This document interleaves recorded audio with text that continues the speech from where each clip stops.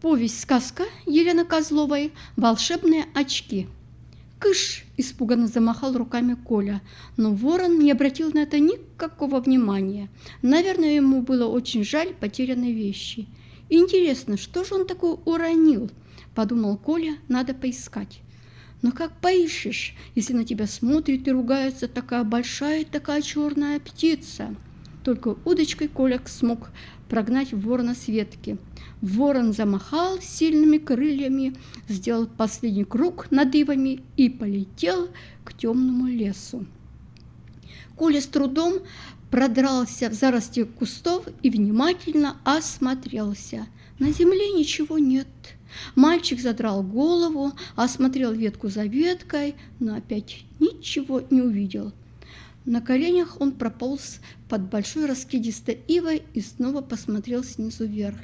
И тут только заметил, на одной из нижних веток висели очки.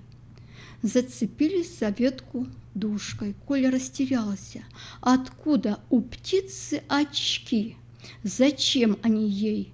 Подпрыгнул, достал, долго крутил в руках, разглядывая смешные очки.